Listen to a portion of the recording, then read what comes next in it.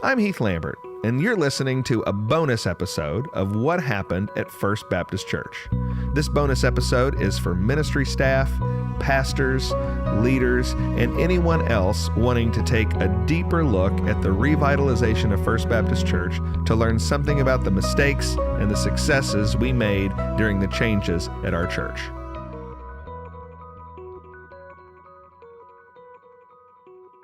The point of this podcast is not to lament that things got hard.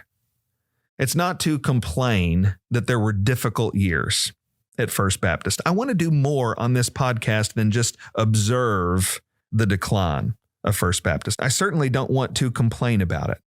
What I want to do is understand why the decline happened. The mere observation of decline can lead to anger, fear, hopelessness, and blame.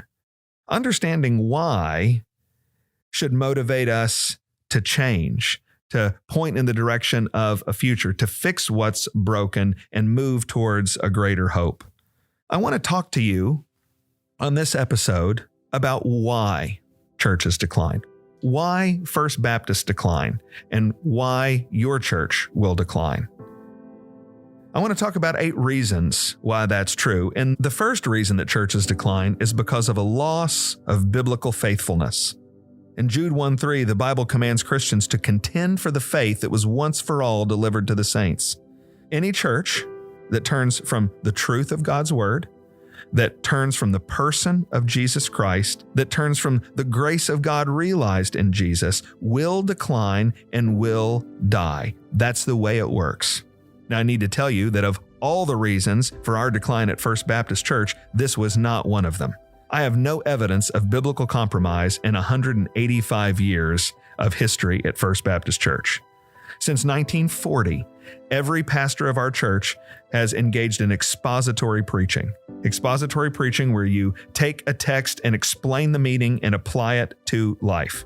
That's what I do every week at First Baptist Church, and that's what my predecessors have done. That means that for 83 years, our church has had a total commitment to the Bible and explaining its meaning and application to the people every week. That is wonderful and remarkable faithfulness. But as wonderful as it was not enough to ensure growth and vitality at First Baptist Church. And so we need to talk about other reasons why churches decline. A second reason why churches decline is because of changes in the culture surrounding the church.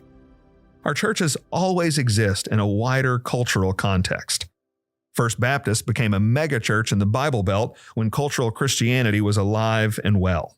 Cultural Christianity in the United States never meant that everyone was a Christian. What cultural Christianity was a reality that meant the default position of the people in the culture was to respect Christian principles, Christian leaders, and Christian institutions. It meant that Christianity made more sense to more people than it didn't make sense to.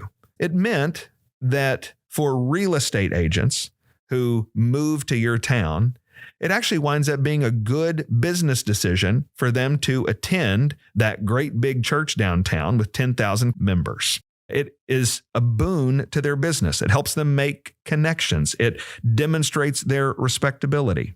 Well, cultural Christianity is now a thing of the past. Now, the opposite is true. Now it might actually hurt someone's business to come to your church. If you go to that old backward church that teaches the Bible and believes the kinds of things that the Bible teaches, it could actually do damage to your reputation in town. The death of cultural Christianity makes it harder for all of us to go to church. It makes it harder for all of us to be affiliated with a faithful congregation, and it makes it impossible to go to church for those who sense that they need a cultural payoff to attend your church. The death of cultural Christianity hurt all of us in terms of our attendance numbers. Making it harder to go to church made it easy for people to stay home, and that reality definitely hurt First Baptist Church and was a huge part of our decline.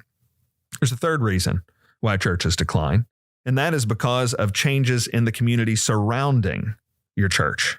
Congregations typically spring up where large groups of people have easy access to church facilities and church programming. Church planters love to plant churches in young, growing, highly educated, highly affluent areas. One of the problems with that instinct is that most communities have a lifespan like people do. Most communities have an infancy, an adolescence, a mature adulthood, and then a decline and ultimately a death. A church riding the wave of a growing community can often expect to have to ride that wave down as the community declines.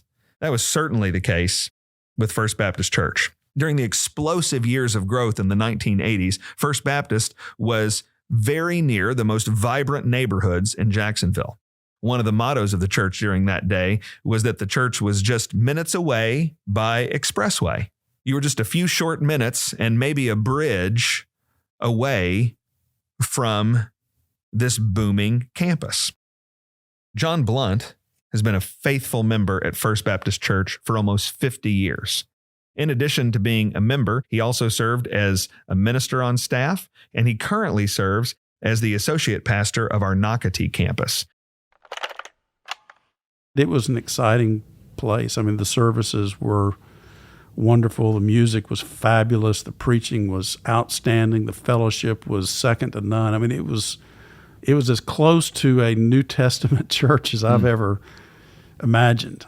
It was people flocking here from South Georgia and from St. Augustine and Palatka and way down in Middleburg. I mean, people, can you imagine driving all that distance? And they coming back on Sunday nights. You know, it was amazing. I chalk it up to the Lord using those men in our church and the proclamation of the word to gather many here.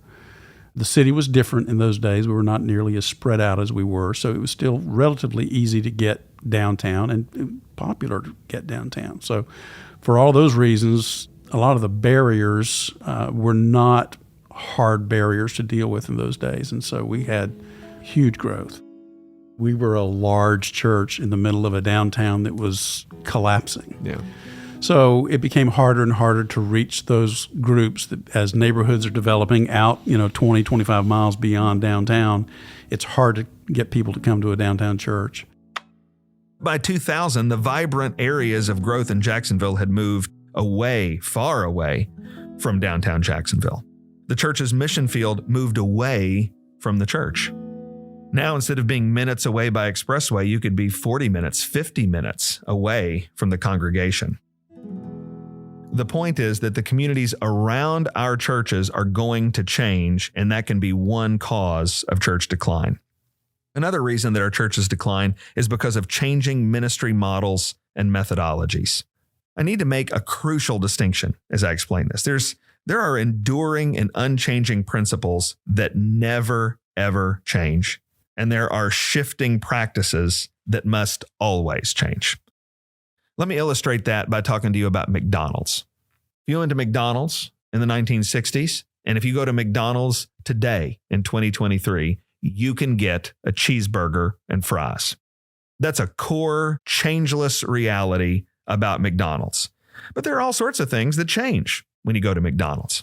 In the 1960s, when you went to McDonald's, you probably had to pay for your cheeseburger and fries with cash. By the time it got to the 1980s or the 1990s, you could probably have paid for your cheeseburger and fries with a credit card, but you would have needed one of those manual credit card imprinters that they call knuckle busters. Now, when you go to McDonald's, they have these digital displays that hang off the front of the counter, and with just a tap of your credit card, you can get your cheeseburger and fries. The point is, you can get the same cheeseburger and fries, but the trappings about how you get it change. It's not just the way you pay, it's the decor in the room. Things change, and some things remain the same. Well, what's crucial for a thriving organization is to figure out what must stay the same and what must change. At church, our enduring, unchanging principles that must never change always must be the good news of Jesus Christ and the truth of the Word of God. But there are going to be shifting practices that must always change about how we communicate those principles, about when we communicate those principles, about where we do it. For example, a faithful church must always worship God. But the manner in which they do that, the forms in which they do that, the times and the places will all vary. Most churches that get really large have a particular way of doing things that make a lot of sense in their current cultural moment. That particular way of doing things is going to put a shelf life on their long-term effectiveness. This works itself out in numerous concrete ways in your ministry, and it worked itself out in a lot of concrete ways at First Baptist Church. Let me give you a couple examples. First is evangelism. First Baptist Church led thousands of people to Christ in door-to-door evangelism in the 1970s, and the 1980s, and the 1990s. This door-to-door evangelistic effort was one of the main realities that fueled the explosive growth of the church at that time. This was a way of doing evangelism that made sense at the time. It was a culture that received unannounced visitors at your door. And it was a culture where cultural Christianity made it acceptable and made it possible for you to trust someone who showed up at your door unannounced and identified themselves as a Christian or a representative from that big church downtown. But by the 2000s, none of that was true. Cultural Christianity was dead, and there had been a change in culture where unannounced visitors was actually not a welcome reality, but an unwelcome one. That changing reality gave First Baptist Church an opportunity to change their particular way of doing evangelism, but that was an opportunity that First Baptist missed. Another reality where this shows up in concrete forms is in music. Listen, music drives the explosive growth of large churches more than most preachers want to admit. The fact of the matter is that large crowds are drawn to popular music more often than they are drawn to a faithful preacher. Generally, the really large and really popular churches that you see springing up have adopted a really popular form of music. That's just the way it is. This definitely is the way it was at First Baptist Church. In the 1960s and in the 1970s and in the 1980s, young people looking for vibrant, robust worship music wanted to hear Southern gospel style music. First Baptist Church provided that Southern gospel music with greater excellence than anybody else could. But by the 1990s, musical tastes had changed. And today, they have changed again to something that's even edgier than what it used to be. Listen, those music styles are going to change again.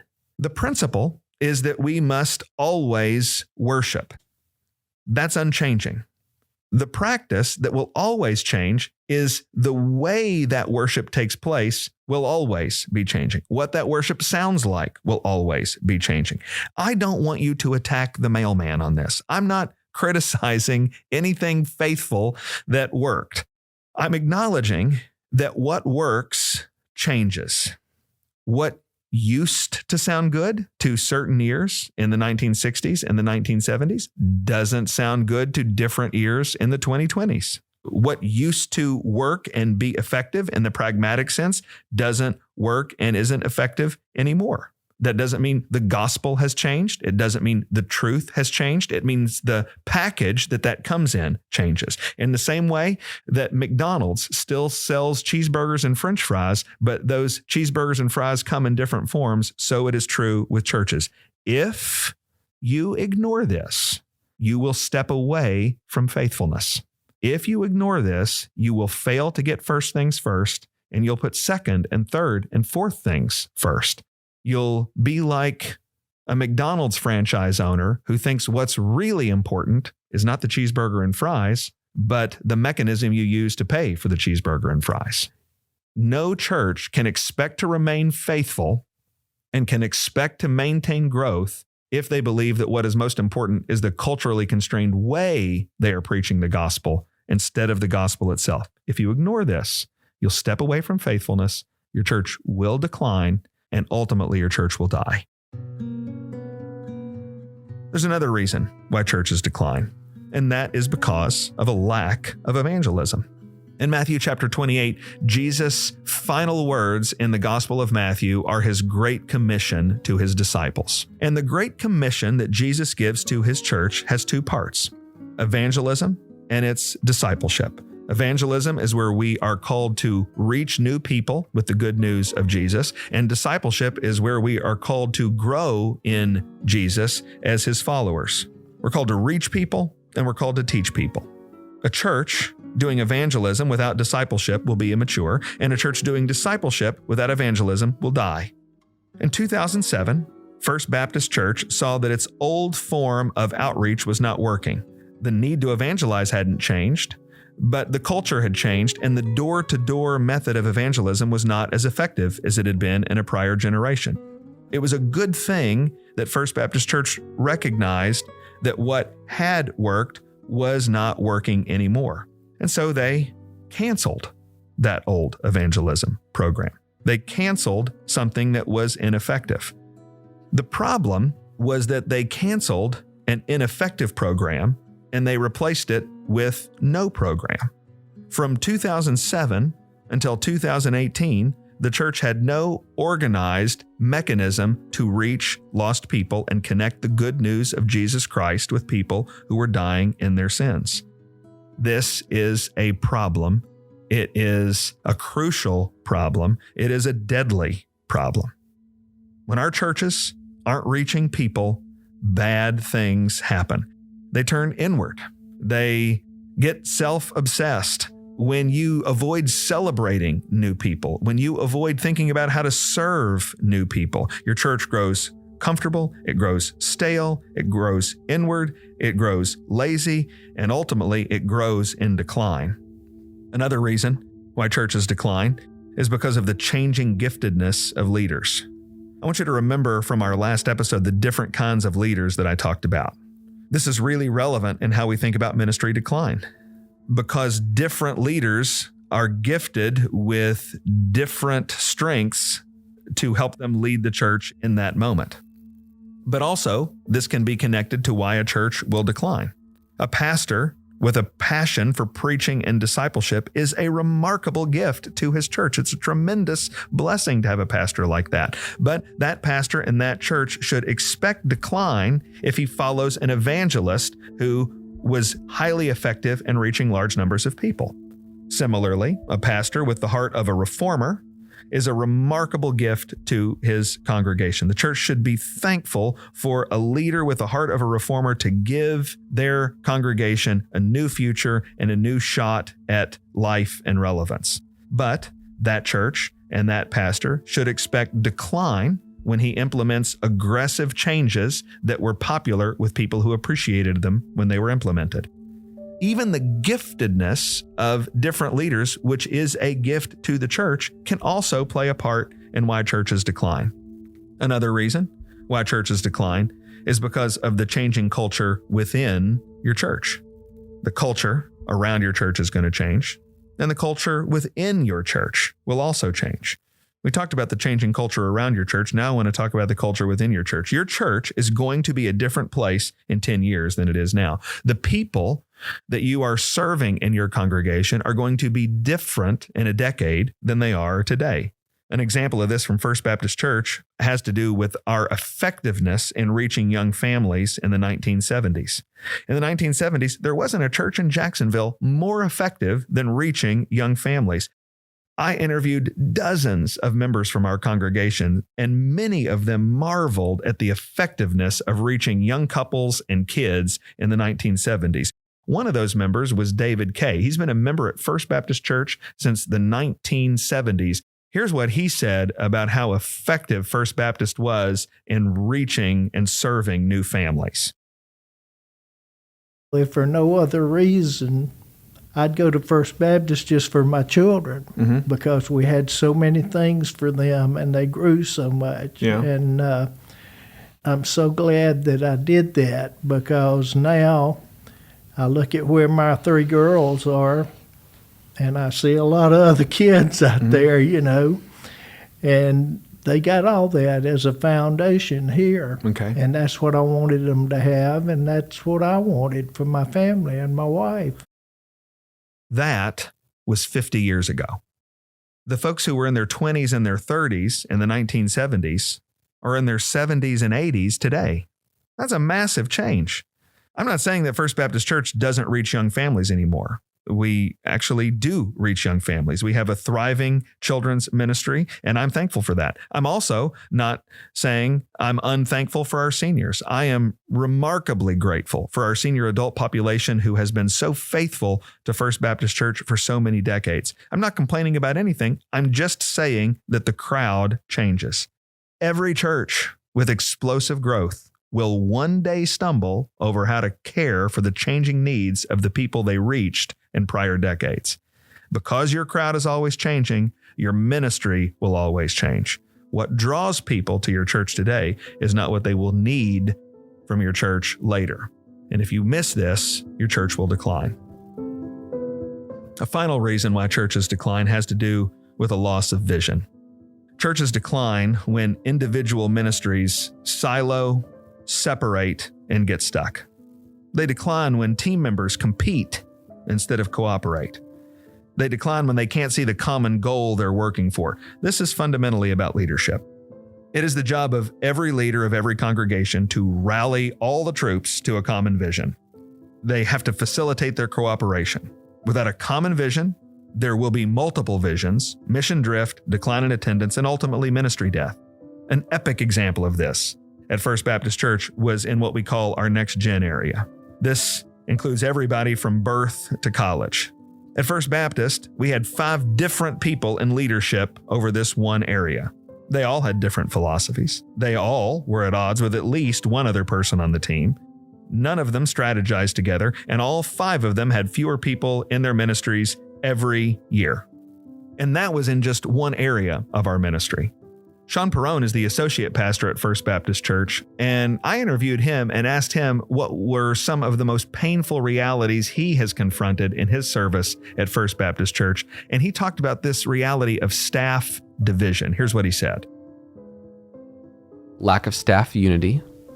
So not just a large, oversized staff, but one that was not united around a vision, not united around a purpose.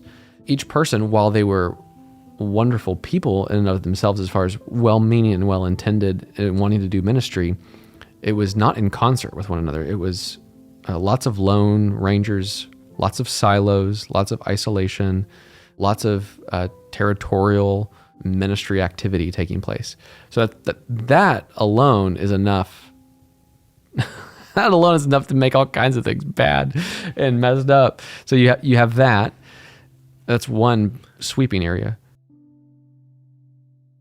A loss of vision, competing visions, a divided house is deadly to a church.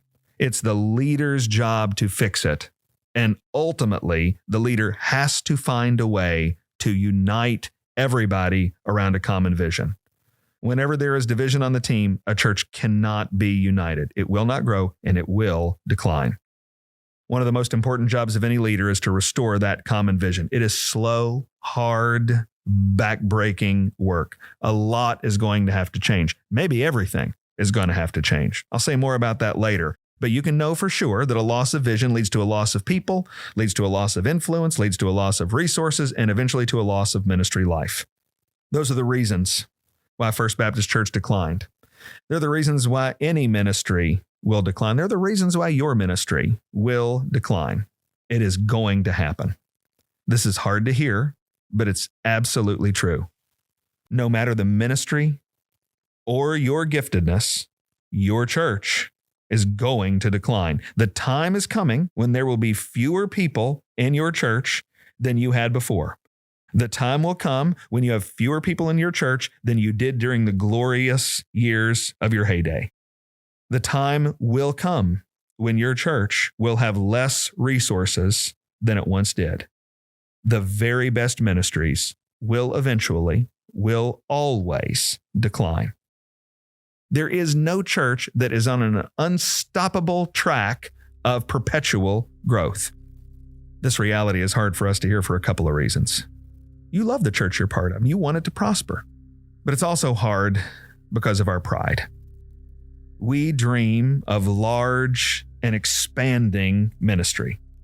We don't dream of diminishing influence. And it's hard when the reality of our ministry doesn't match the dreams we have for our ministry. This is where all of us just have to trust the Lord. God demands that we take responsibility for our faithfulness, and God claims responsibility for our fruitfulness. Trusting in God for this is hard because on our best days, we all want to make a real difference. We all want to accomplish something wonderful in the kingdom, and small declining ministries seem like we're not doing that, but large and expanding ministries seem like we are. We need to acknowledge that this is our pride. We don't want just a faithful ministry. We want a big one. In fact, we want a really big ministry. Instead of trusting God with fruitfulness, instead of trusting God with the results of our faithfulness, we want to boast. Listen, if you were going to trade places with a king of Israel, you'd pick someone like David. Most of us would not trade places with somebody like King Jehoshaphat. Even though they were both faithful, they had very different results. King David was faithful and served during a time of triumphant leadership and victory. King Jehoshaphat was faithful, but he served during a time of diminishing influence. Here's the reality, though.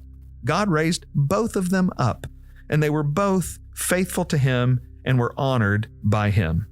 1 Corinthians 3:6, the Apostle Paul says, I planted, Apollos watered, but it's God who gave the growth. Ours is to be faithful, and we need to trust God with the growth. Here's a second lesson you need to learn as we think about decline in your ministry. It's not just that your ministry is going to decline, but your ministry is going to decline before you know it. It will come when you don't expect it. It will surprise you. This surprise is a result of our limited knowledge and experience. If we knew everything, we'd anticipate the decline and we'd stay ahead of it. But we just don't know these things, and so we're going to get surprised. One day, you or someone who follows you will become aware that decline already started happening. That's why the picture of Criswell and Vines and Lindsay is so instructive. It was a wonderful, triumphant moment, and they just couldn't see that the hard times had already started. It gets to a third lesson we need to apply to our ministries as we think about decline. And that is, you must build the expectation of decline into your planning. Because decline is coming to your ministry isn't going to be the one that avoids this. Because decline is coming to your ministry, you must prepare for it. Now, please hear me. I want to be very clear what I'm not saying. I'm not saying that we should not make faithful decisions for today out of a concern about tomorrow. We're not allowed to do that. I also am not saying we should make decisions based in fear. Well, I'm afraid one day my ministry is going to decline, so I don't want to make bold steps and take aggressive action today. I'm not saying that. What I'm talking about is wisdom. Here's what Proverbs 22 verse 3 says. The prudent sees danger and hides himself, but the simple go on and suffer for it. The principle is that wise people, especially leaders, see danger and make a plan. I'm telling you of the guaranteed danger of decline that is coming one day for your ministry, and so you better make a plan for it. When First Baptist moved into its massive auditorium, it was paid for. Here's what nobody knew in 1993. There was a 14-year-old kid running around in eastern Kentucky who wasn't even saved yet, who would ultimately become a Christian, ultimately get called to the pastoral ministry, and would ultimately serve as senior pastor of that church that had just moved into their huge new showplace. Nobody could have known in 1993 that by the 2020s, a building that they could afford to build was not a building they could afford to maintain anymore. Does that mean the building shouldn't have been built? Absolutely not. I'm not saying that. Here's what I am saying. Homer Lindsay was a better man, a better leader, and a better preacher than I will ever be. I really trust his decision. The lesson for me that I'm applying to my ministry at First Baptist today is that we don't build anything without making arrangements to pay for it. And I'm not just talking about construction. We don't just build without an arrangement to pay for construction, but we also don't build without an arrangement to pay for ongoing maintenance. You got a couple of options to do this. You can raise extra money above and beyond construction at the time that you're raising funds to create an endowment for maintenance, or you can build ironclad line items into your budget to be sure that the building is maintained. But we don't build without an arrangement to pay not just for construction, but for ongoing maintenance anymore. Here's the larger point, even than that, is that you have to think ahead, knowing that one day decline is going to hit your ministry. And one of the best things I can say to you about that is that you need to lead with your successor in mind. You need to lead thinking about the guy who's going to follow you. Your first job is to serve Jesus, and your second job is to serve your congregation. But it's not going to hurt anybody if you keep your successor in mind. Someone who's been really helpful to me as I've been working on the transition at First Baptist Church is a man named Warren Bird. Warren is with the Evangelical Council for Financial Accountability, and he wrote with Warren Vanderbloemen a very helpful book called Next. And here's what he said about leading with your successor in mind. Leadership development has been married to leadership transition. And as leaders are saying, well, we should plan for my own transition one day. And for example, I'm on the board of a very large church, and every January we review the senior pastor's in his 40s. But every year we review the succession plan, the emergency one and the long-term one. And one day, God willing, not for many years, but one day it will be needed. And I hope people will look back and say, it was so good that we did that. But as part of it, so many churches are saying, well, it's not just the senior pastor, and it's not just the staff. How are you strengthening your bench and replacing yourself? But it's lay leaders as well. You know, in doing any ministry, there are some churches of, you want to start a ministry? Great. The first thing you do is go get someone and build a team to start it with, including an apprentice leader, whatever you call that person, to realize that a redundancy of leadership is a wise thing, and that the cry of, but we don't have enough leaders, is true at every level, and it spills over into the succession discussion. So yes, there are more books, publications, conferences, discussions where people are now openly saying, I need to acknowledge that my succession will happen, and how do we prepare for that? And by the way, it's awkward for the board to mention their pastor's succession, to initiate the discussion, because then it seems like a mutiny or there's some hidden message in it. It's much healthier and easier when the senior pastor begins the discussion, and then everybody says, yes, we've been wondering, if God forbid the plane should go down, or illness or anything else, how can we make sure that whatever good God is doing and has been doing here, that momentum continues? Another person who has been a remarkable friend to me, help to me, and support to me is somebody who had his own transition at what was once called First Baptist West Palm Beach and is now Family Church. His name's Jimmy Scroggins. He considers First Baptist Church to be his home church, and he has constantly made himself available to me as a friend and advisor. And here's what he said about leading with your successor in mind. I think teaching the Bible effectively, powerfully, and relying on the Spirit. I think setting the church up so that they are prepared to feed on God's word and to rely on God's word. So teaching people the Bible and good theology, which, by the way, I do think you inherited that. And because you have people who believe that God's word is true and they want to follow it, they can figure out what it's saying.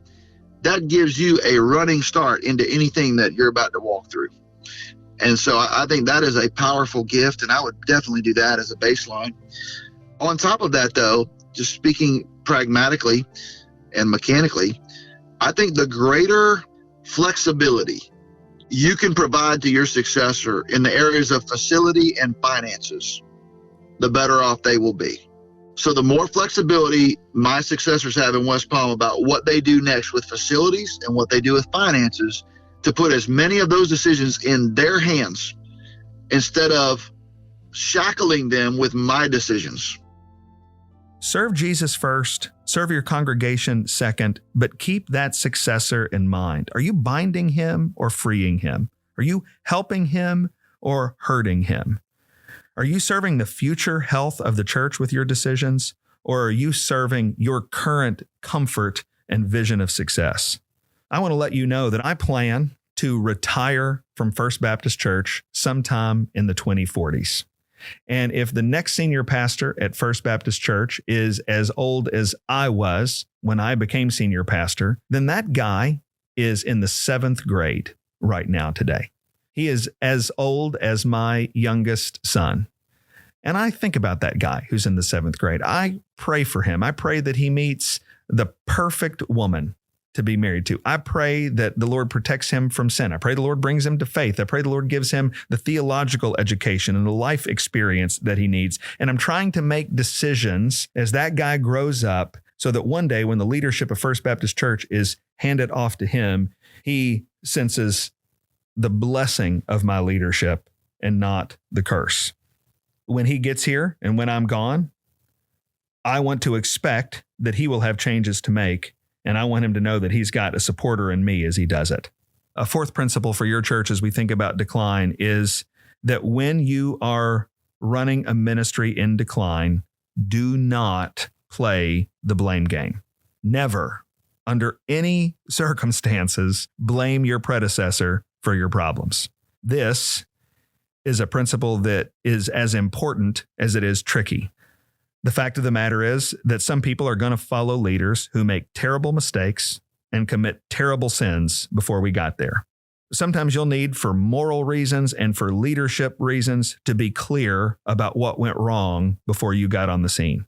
Sometimes we're facing overwhelming problems that require us to be candid about challenges we're facing so that people can understand the reasons for the changes we're asking them to make. That's all very different, though, than blaming a person, than blaming your predecessor.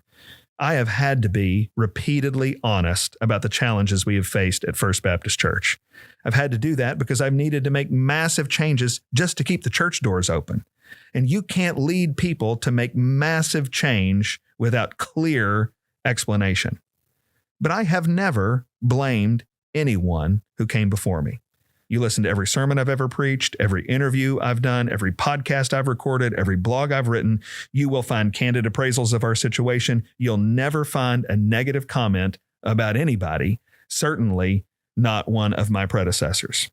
I'm committed to that for several different reasons. First of all, it doesn't accomplish anything. If you followed the world's worst leader, they're gone now, and all there is left is to fix things. Leadership is about taking responsibility for things that aren't your fault. And so you got to lead. You got to forget about the past and you got to move on. I think you would agree that it is never wise for a pastor who's got to lead through these kinds of changes to blame their predecessor. Is that correct? I don't see in most cases how that could benefit you. Okay. Yeah. And why is that? Well, because who cares? The predecessor's not there. You are. Yeah. And, hopefully you've done the research. You've figured out what the situation is as best you can determine it before you show up. And you decided, you agreed to take on the challenge of leadership. And now it's your challenge and your predecessor blaming them. Now helping people understand what the lay of the land is. Peter Drucker said that, I think it was him that said the number one job of the leader is to define reality. But whoever said it, that's still true. A second reason why we shouldn't blame our predecessors is because it's arrogant. Every leader is imperfect. You are, I am. When I leave First Baptist Church, it will need another leader to do better than I've done. That guy is going to feel my mistakes. I expect him to address those problems. I hope he'll be kind and gracious in his assessment of me, but he's going to have to fix problems that I make. Honest candor about problems doesn't require an arrogant and a critical spirit. Jesus says in Luke chapter 6, verse 38, with the measure you use, it will be measured back to you. The point is, be honest, but be generous. Another reason why we shouldn't blame our predecessors is because the blame game hurts the church. We live in a world these days where the church is really eating itself alive. Jesus says, by all this, people will know that you are my disciples if you have love for one another. That's in John 13:35. It hurts the church and it hurts the church's witness when you have Christian leaders biting and devouring one another. On the other hand, when you are positive and encouraging, it is helpful to God's people. You have every right to say some names and blow some things out of the water. You have not done. And I think part of the reason is because you love us. One last thing on this point, and that is that the blame game is a failure to trust God. God always gets the leaders he wants where he wants them to be. Your predecessors were right where God wanted them to be, and now you are too. You don't need to play the blame game because you can trust the sovereign hand of God in raising up leaders and in removing leaders. One last final point about decline as we conclude this episode, and this might be the most important thing I'm going to say. In church, size is not all that matters. In fact, size is not the most important thing at all. If we really believe that faithfulness is our responsibility, then we can love whoever is at our church, regardless of how many of them there are. Give me that old-time religion. It's good enough for me. It was good for Paul and Silas. It was good for Paul and Silas. It was good for Paul and Silas. And it's good enough for me. It will do when I am dying. It will do when I am dying. It will do when I am dying. And it's good enough for me. It will take us all to heaven. It will take us all to heaven. It will take us all to heaven. And it's good enough for